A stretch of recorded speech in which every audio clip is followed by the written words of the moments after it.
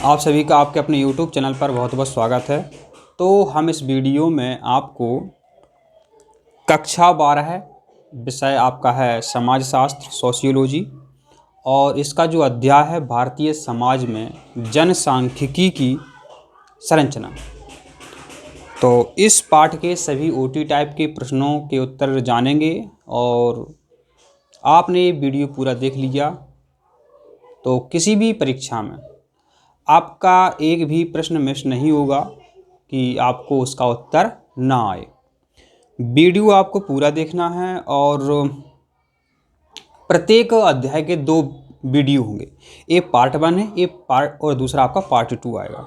ठीक है, तो वीडियो आप ध्यान से देखें, उत्तर आपके सामने होंगे, और बिल्कुल अपनी बातों में इसको समझते हैं। बिल्कुल भी दिमाग पर प्रेशर नहीं डालना है। मतलब बातें करते हैं अपन ऐसा नहीं करें कि हमको रटना है। तो पूरा कोई भी हम जो पढ़ाते हैं सिर्फ बातों बातों में याद कराने का प्रयास करते हैं, और बातें ही करनी है, आपको रटना नहीं है। ठीक है, तो देखो, पाठ है आपका भारतीय समाज की जनसांख्यिकी संरचना। भारतीय समाज की जनसांख्यिकी संरचना। आज हम इसके सभी महत्वपूर्ण प्रश्नों के उत्तर जानेंगे और आपको याद भी करवाएंगे। ठीक है, तो समाज क्या होता है? समाज वैसे लगता है कि समझ में नहीं आ रहा है, तो इसकी अपन जैसे ही इंग्लिश लिखते हैं जैसे ही सोसाइटी, SOCIETY, सोसाइटी सभी जानते हैं कि आप अच्छी सोसाइटी में रहते हैं, आप ख़राब सोसाइटी में रहते हैं, तो सोसाइटी माने होता है समाज। ठीक है, आपको साफ नहीं दिख रहा है? दिख रहा है। दूसरा है जनसांख्यिकी। तो जनसांख्यिकी को हम अंग्रेजी में कहते हैं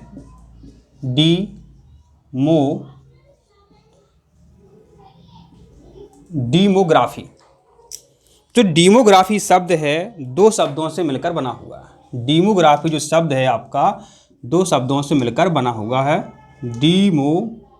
डीमोस और ग्राफीन, GRAPHYN। हिंदी में लिख देते हैं डीमोस, और ये हो गया आपका ग्राफीन। तो डीमोस माने होता है लोग, और ग्राफीन माने होता है वर्णन। इस आधार पर हम देखते हैं डीमोग्राफी का मतलब होता है लोगों का वर्णन।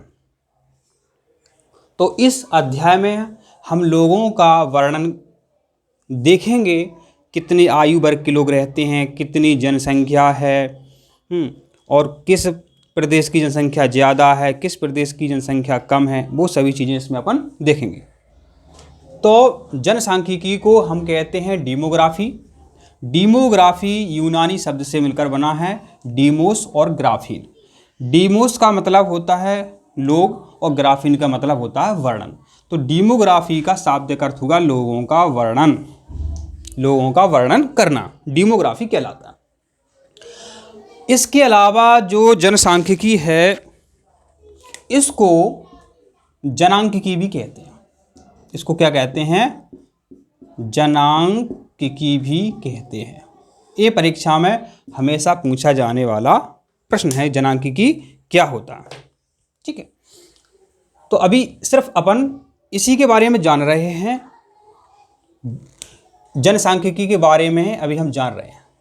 ठीक है, तो जनांकिकी क्या है?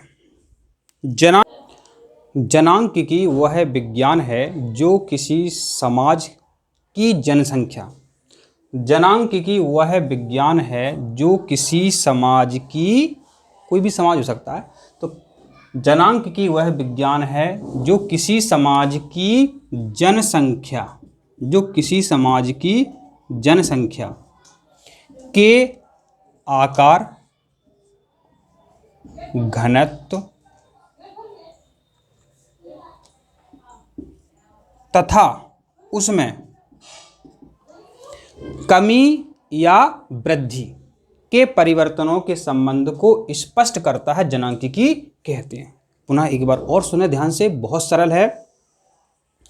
जनांकिकी वह विज्ञान है जो किसी समाज की जनसंख्या के आकार, घनत्व तथा उसमें होने वाली कमी या वृद्धि के परिवर्तनों के संबंध को स्पष्ट करता है, जनांकिकी कहते हैं।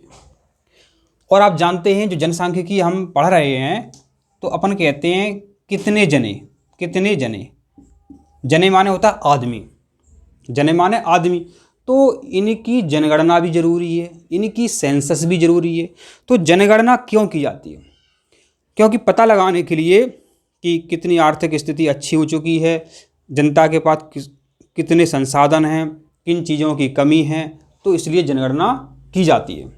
ठीक है, तो जने माने होता है आदमी। तो ये जो परिभाषा थी आपने याद कर ली। अब हम जनगणना के बारे में देखते हैं।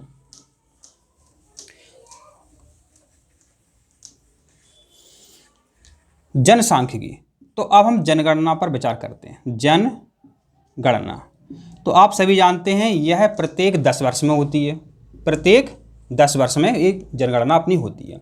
ठीक है, तो सबसे पहली जो जनगणना हुई थी, सबसे पहली जो जनगणना हुई थी वो 1872 में हुई थी।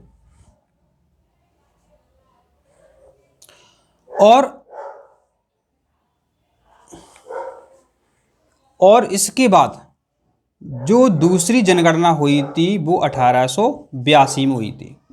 ठीक है, ये पूछ सकते हैं। तो पहली पूर्ण जनगणना 1882 में हुई।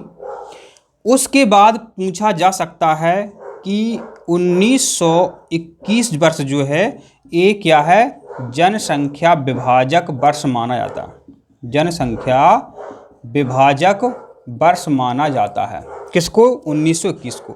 मतलब 1921 के पहले क्या हो रहा था, कभी जनसंख्या अधिक हो रही थी, कभी कम हो रही थी, लेकिन 1921 के बाद ऐसा हुआ कि जनसंख्या फिर घटी नहीं, उसमें लगातार वृद्धि होती रही, उसमें लगातार वृद्धि होती रही। ठीक है, तो 1921 को जनसंख्या विभाजक वर्ष माना जाता है। उसी का मतलब यही होता है कि 1921 के पहले जनसंख्या जो है घटती थी, बढ़ती थी, लेकिन 1921 के बाद जनसंख्या बढ़ ही रही है, कम नहीं हो रही है। ठीक है, फिर जनसंख्या को कम करना भी जरूरी है, क्योंकि देखो जनसंख्या बढ़ेगी तो भोजन कहाँ से आएगा।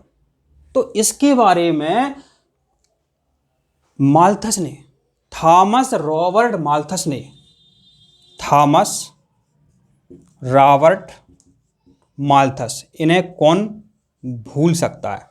थॉमस रॉबर्ट माल्थस को कौन भूल सकता है? इन्होंने जनसंख्या सिद्धांत पर बहुत अच्छा निबंध लिखा है। ठीक है, तो जो अंग्रेज राजनीतिज्ञ थॉमस रॉबर्ट माल्थस थे, तो इन्होंने कहा था कि जो जनसंख्या है, जनसंख्या की जो वृद्धि है वो 2 प्रकार से उसमें वृद्धि होती है। एक होती है आपकी ज्यामितीय, परीक्षा में पूछा जाता है, या गुणोत्तर। समझो, ये ज्यामितीय गुणोत्तर क्या होता है? अगर जनसंख्या 2 करोड़ है तो 2 से 4 हो जाएगी, 4 से 8 हो जाएगी, 8 से 16, 16 से 32। जबकि जो भोजन है, कृषि उत्पादन है, उसमें जो वृद्धि होती है ऐसे नहीं होती है। उन्होंने कहा कि जो भोजन है, उन्होंने कहा जो भोजन है, माल्थस ने कहा जो भोजन है उसमें जो वृद्धि होनी होती है, इसी क्रम में होनी होती है। लेकिन उन्होंने कहा कि भोजन में, कृषि उत्पादन में जो वृद्धि होती है वो होती है 2 से 4, 4 से 6, 6 से 8, 8 से 10 और 10 से 12। तो सोचो भोजन में कितनी कमी हो जाएगी। तो खाने के लिए भोजन नहीं होगा, तो अव्यवस्था का माहौल होगा। तो जनसंख्या पर अंग्रेजी राजनीतिज्ञ थॉमस रॉबर्ट माल्थस ने एक बहुत अच्छा निबंध लिखा था, और उन्होंने कहा था कि जनसंख्या इस गति से बढ़ रही है कि भोजन की कमी होना निश्चित है। तो इन्होंने विश्व को बताया कि जनसंख्या को नियंत्रित किया जाए। तो नियंत्रित करने के प्रयास में अपने देश में क्या क्या हुआ, अपने देश में क्या हुआ वो अपन देखते हैं। ठीक है, तो फिर देखते हैं 1921 के बाद अब अपना देश जो है 1947 में आज़ाद हो गया था। तो 1951 में अपनी स्वतंत्र भारत की पहली जनगणना, ध्यान रखें, पहली जनगणना हुई। स्वतंत्र भारत की पहली जनगणना कब हुई थी? 1951 में। ठीक है, 1951 में पहली जनगणना हुई। जनगणना से आंकड़े आ गए कि क्या क्या करना चाहिए। फिर ध्यान रखें 1976 में पहली जनसंख्या नीति बनी, पहली जनसंख्या नीति बनी। 1976 के बाद सन 2000 में दूसरी जनसंख्या नीति बनी। और दूसरी जनसंख्या नीति जो 2000 है वो ये कहती है कि 2045 तक हम जनसंख्या स्थिर कर लेंगे। 2000 की जनसंख्या की जो नीति है उसमें ऐसे प्रावधान किए गए हैं कि जनसंख्या को कम करो, जनसंख्या को कम करो। तो ऐसा अनुमान है कि 2045 तक अपने भारत की जनसंख्या स्थिर हो जाएगी। कौन सी नीति के अनुसार? वर्ष 2000 जनसंख्या नीति के अनुसार। यहाँ पर आपने सीखा 1872 में पहली जनगणना हुई, लॉर्ड मेयो के समय, लॉर्ड मेयो के समय। ठीक है, ये मेयो के समय जनगणना हुई थी अपनी। 1882 में पूर्ण जनगणना हुई। 1921 को जनसंख्या विभाजक वर्ष माना जाता है। 1951 की जो जनगणना है वो स्वतंत्र भारत की पहली जनगणना है। ठीक है, 1976 में पहली जनसंख्या नीति बनी। फिर 2000 में दूसरी जनसंख्या नीति बनी, जिसका अनुमान है कि 2045 तक हम जनसंख्या को स्थिर कर लेंगे। अब जनसंख्या बढ़ क्यों रही है, क्यों बढ़ रही है, इसका कारण क्या है, इसका कारण क्या है, इसको भी हम देखते हैं।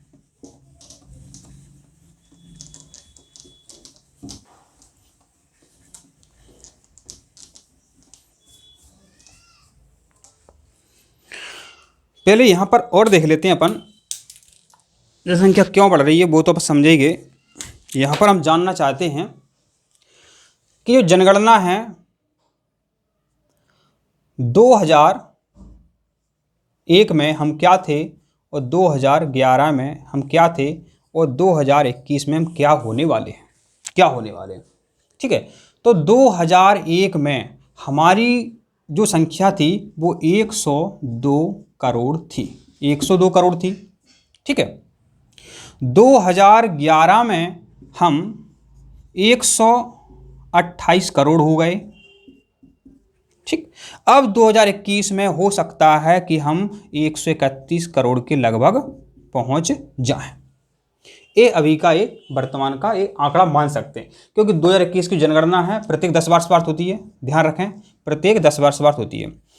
तो अभी जनगणना हुई नहीं कोरोना के कारण, तो जो जनगणना है 2021 वाली ये इसी वर्ष ही होनी है। ठीक है, इसी वर्ष ही होनी है। तो इस जनगणना में 2011 की जनगणना में कितने आंकड़े निकल के सामने आए वो हमें यहाँ पर देखना है। तो सबसे अधिक जनसंख्या वाला, इसको अभी हम यहाँ मैट देते हैं, ये हमने बता दिया आपको। तो 2011 की जनगणना के अनुसार हम आंकड़े देखते हैं। सबसे अधिक जनसंख्या कहाँ की थी? उत्तर प्रदेश, उत्तर प्रदेश। ठीक है, ये कैसी थी? अधिक। कम कहाँ की थी? सिक्किम की, सिक्किम की थी। और अब बात करते हैं, ये तो हुई जनसंख्या वाली बात। अब बात करते हैं कि क्षेत्रफल में सबसे बड़ा राज्य कौन था। तो क्षेत्रफल में बड़ा राज्य था राजस्थान और छोटा राज्य था गोवा। क्या सीखा आपने? 2011 की जनगणना के अनुसार जनसंख्या में सबसे बड़ा राज्य था उत्तर प्रदेश और जनसंख्या सबसे कम किसकी पाई गई? सिक्किम की पाई गई। क्षेत्रफल की बात करते हैं तो बड़ा राज्य राजस्थान और छोटा राज्य गोवा है। तो यहां हम बात कर लेते हैं जनसंख्या में उत्तर प्रदेश के बाद किसका नंबर आता है? उत्तर प्रदेश के बाद नंबर आता है आपका महाराष्ट्र का, ध्यान रखना। महाराष्ट्र के बाद नंबर आता है बिहार का, बिहार के बाद नंबर आता है पश्चिम बंगाल का। ये भी पूछा जाता है। जनसंख्या में क्रम से बताइए, तो सबसे पहले उत्तर प्रदेश, फिर महाराष्ट्र, फिर बिहार और फिर पश्चिम बंगाल, ये जनसंख्या में आते हैं। ठीक है,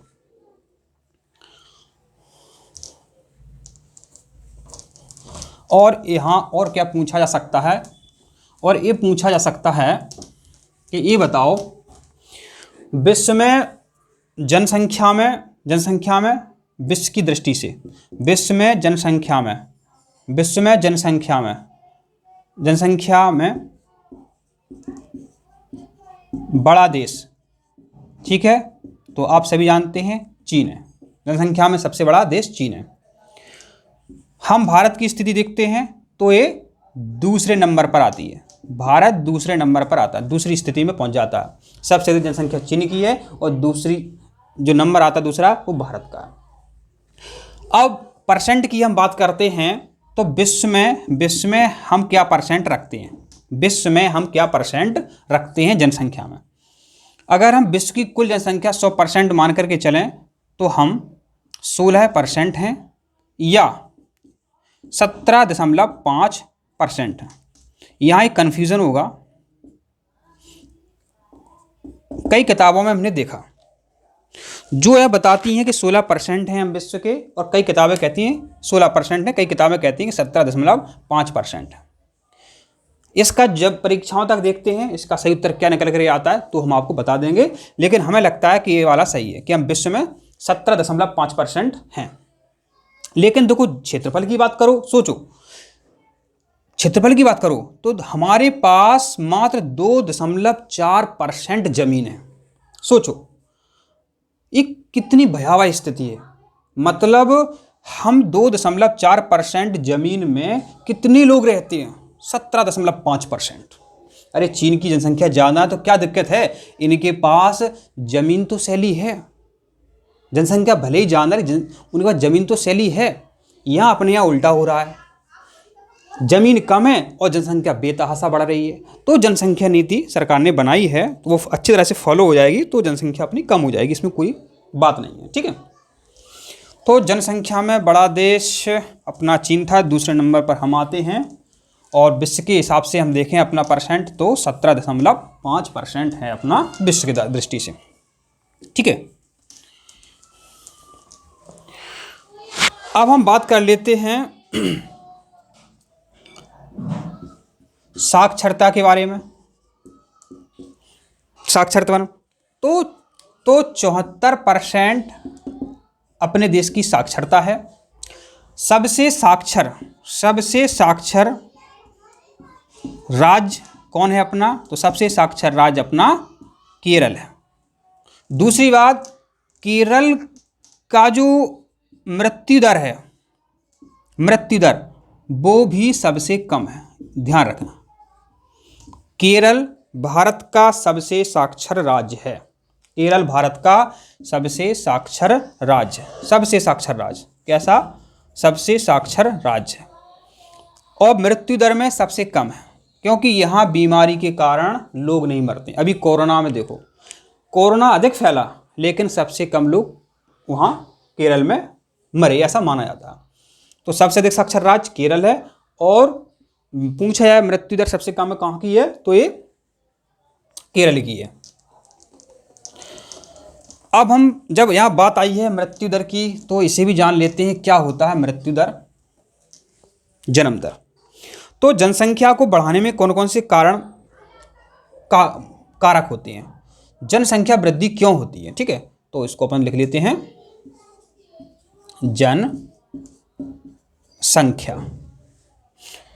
जनसंख्या। ठीक है, तो यहां समझो बात पूरी। ये क्या है? जन्म दर, ये है मृत्यु दर। तो ये जन्म दर क्या होती है, ये मृत्यु दर क्या होती है? तो किसी निश्चित क्षेत्र में किसी विशेष समय अवधि में किसी निश्चित क्षेत्र में किसी विशेष समय अवधि में 1000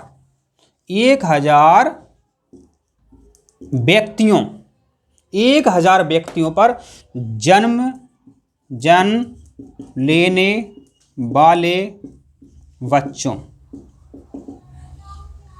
की संख्या को जन्म दर कहते हैं। बहुत सरल है। जन्म दर किसे कहते हैं, समझो बात। तो 1000 व्यक्तियों पर जन्म लेने वाले बच्चों की संख्या को कहते हैं जन्म दर। इसी से मृत्यु दर की परिभाषा बनाएंगे। 1000 व्यक्तियों पर मरने वाले व्यक्तियों की संख्या मृत्यु दर कहलाती है। अब ये अपना हो गया जन्म दर और मृत्यु दर, ठीक है। आपने देखो जन्म दर और मृत्यु दर की परिभाषा जान ली, ठीक है। तो अब जन्म दर और मृत्यु दर पर बहुत प्रश्न आते हैं। जन्म दर मृत्यु दर पर बहुत प्रश्न आते हैं, तो कैसे क्लियर होंगे। तो जन्म दर और मृत्यु दर के बीच का अंतर समवृद्धि दर कहलाता है। एक तो प्रश्न ये बनेगा आपका,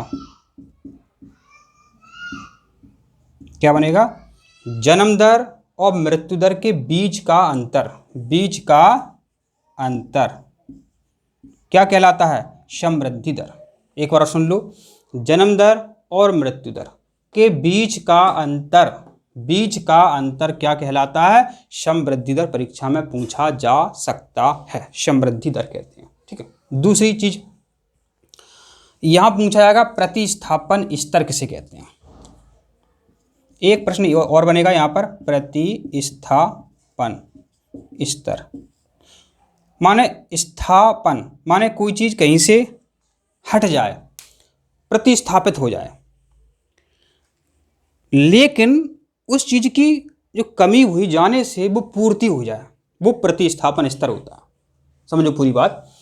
प्रतिस्थापन स्तर का मतलब है जब किसी चीज की कमी हो जाए और उसकी पूर्ति भी हो जाए तो एक स्थिरता आ जाती है, इसे कहते हैं प्रतिस्थापन स्तर, ठीक है। जब परिभाषा कैसे बनाएंगे, जब जन्म दर और मृत्यु दर के बीच अंतर कम रह जाने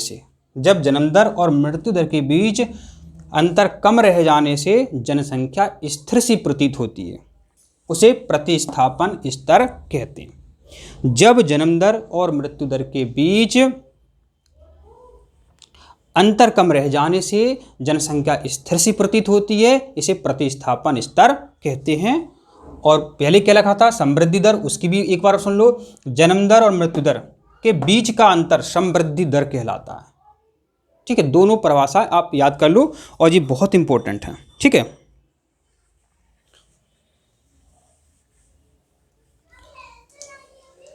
जो जनांकिकी है, माने जनों का जो अंकन है,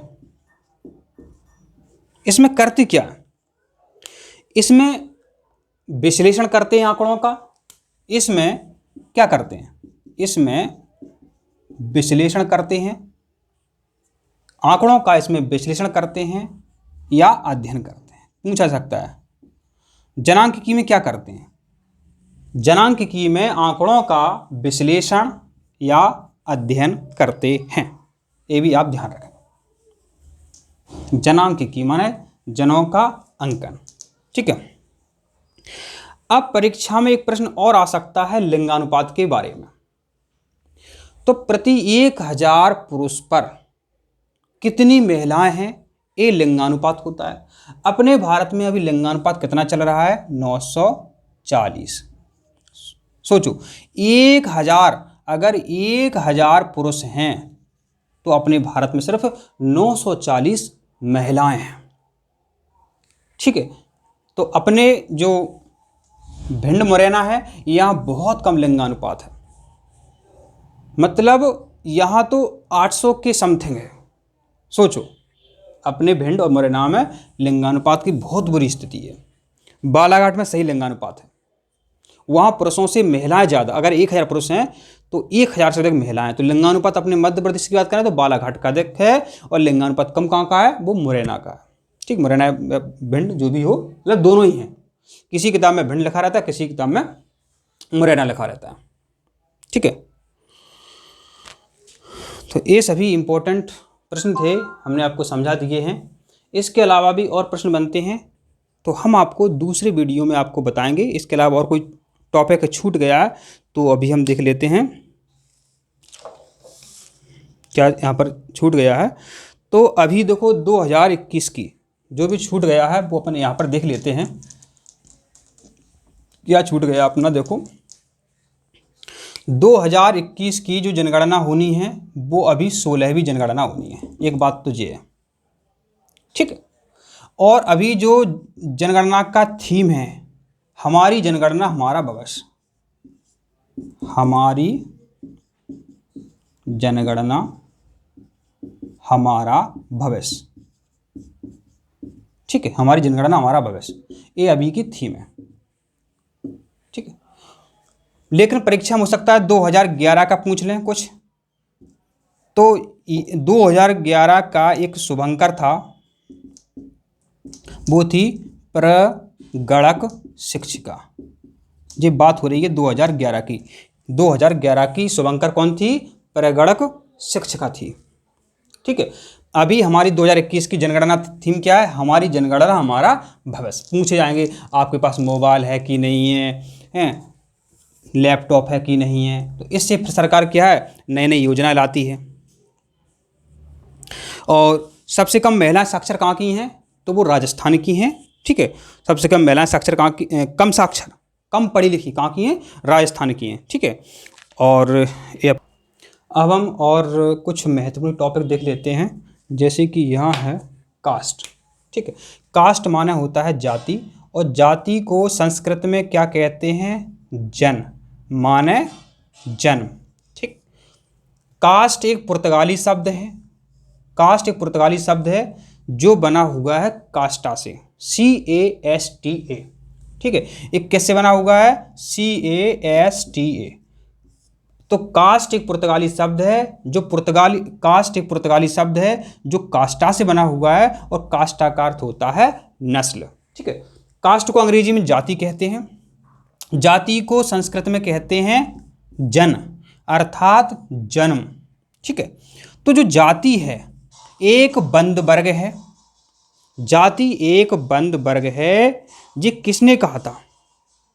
जाति बंद वर्ग है किसने कहा था? तो ये कहा था मजूमदार और मदान ने। जाति एक बंद वर्ग है जिसे कहा था, ध्यान रख लो, मजूमदार व मदान। तो जाति एक बंद वर्ग है किसने कहा था? मजूमदार और मदान ने कहा था। गांव, आप सभी जानते हैं मनुष्य एक सामाजिक प्राणी है, तो हम गांव में समुदाय के रूप में कहते हैं। समुदाय में जजमानी जो व्यवस्था है वो होती है। गांव में समुदाय होते हैं, वहाँ जजमानी व्यवस्था प्रचलित है, कहीं चलती भी है अभी। समुदाय की अच्छी परिभाषा किंग्सले डेविस ने बताई। एक मनुष्यों का एक विशेष स्थानीय समूह, मनुष्यों का एक छोटा स्थानीय समूह समुदाय कहलाता है। क्या लिखेंगे अपन? किंग्सले डेविस ने समुदाय की परिभाषा बताई थी, छोटा स्थानीय समूह। कहीं भी छोटा स्थानीय समूह समुदाय कहलाता है।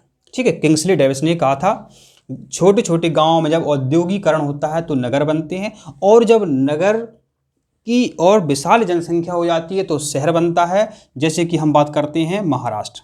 ठीक है, तो एक राज्य है महाराष्ट्र, उसमें बहुत ज़्यादा शहर हैं, मतलब नगरों की संख्या, शहरों की जनसंख्या किस प्रदेश में अधिक है? तो वो महाराष्ट्र में। ध्यान रख लो, पूछा जा सकता है कि ये बताओ किस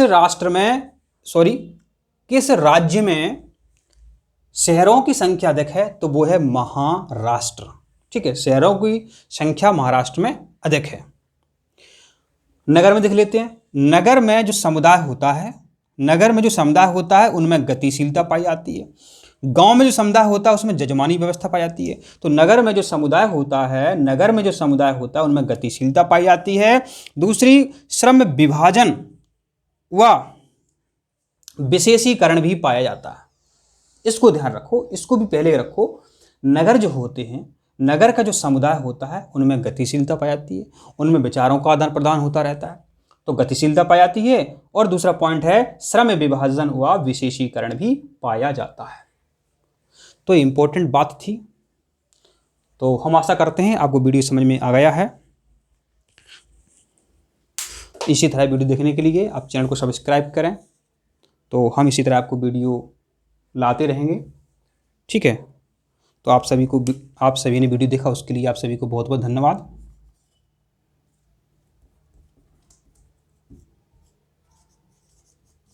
आप सभी को बहुत बहुत धन्यवाद।